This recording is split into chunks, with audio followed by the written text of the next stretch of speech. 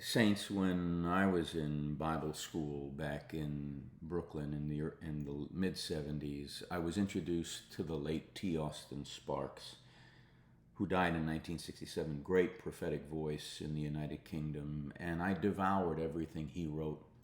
He wrote a great deal about the cross-shaped life. It had a formative power in my life, and he spoke often of Luke 12, which is the place where Jesus says, "I came to bring fire to the earth."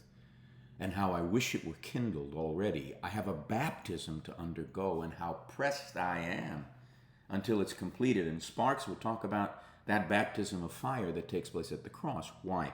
Because the Spirit cannot be given in the new covenant until Jesus is glorified. And John's gospel makes it clear the glorification takes place at the cross. If you remember, there comes a moment just before Jesus is going to go to the cross where Andrew brings some Greek seekers to Jesus when they say, "We would see Jesus." And Jesus all of a sudden says, "The hour has come." That hour that he talked about at the wedding feast of Cana of Galilee, he now says, "The hour has come. Father, glorify thy name." And a voice from heaven says, "I have both glorified it and will glorify it again." And it's all about the cross. And when that voice spoke, some heard it as thunder, some heard it as an angel, but Jesus said that was the voice of my Father. And it was speaking of, as we know, the glorification that comes through the crucifixion of the Son of God.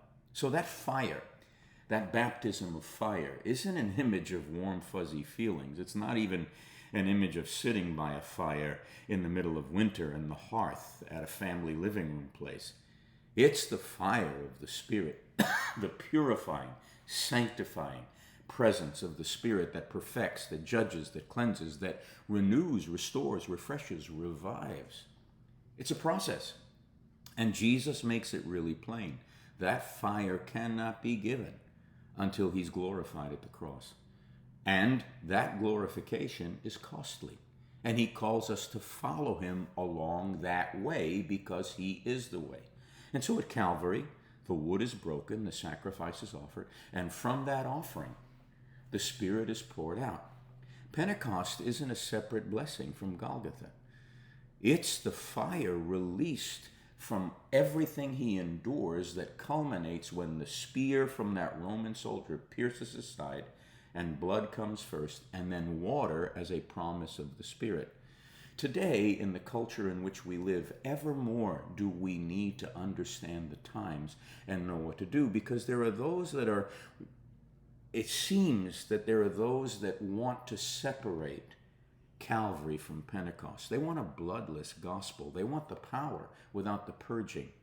Listen, you cannot seek the uncreated energies of the Spirit without submitting to the Spirit's way of cleansing, purging, renewing, and reviving, which is the cross-shaped life from the inside out.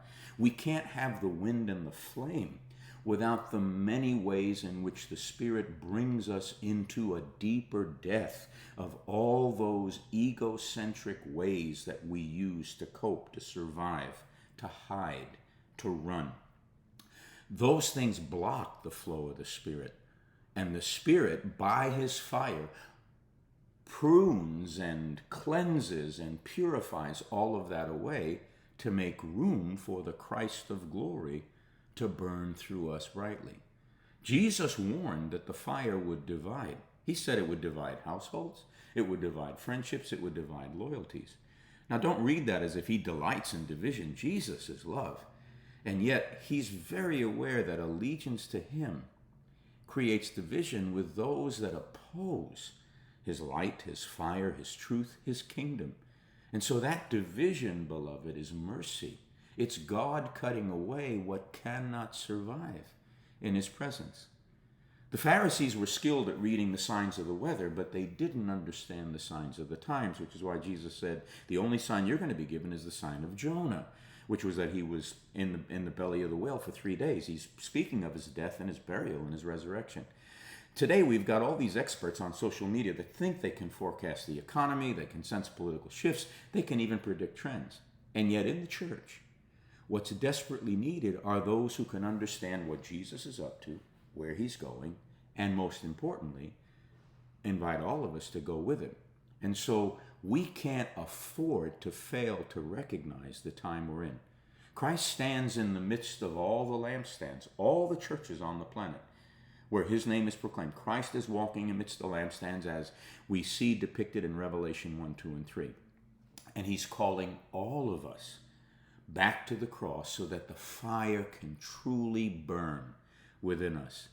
That fire was kindled at Calvary. It continues to burn there through the cross.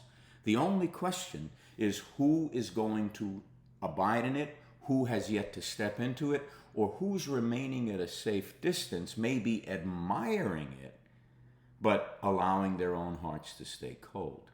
Prophetic awareness in this hour means this: the spirit we long for will not affirm any present state that's less than cross-shaped.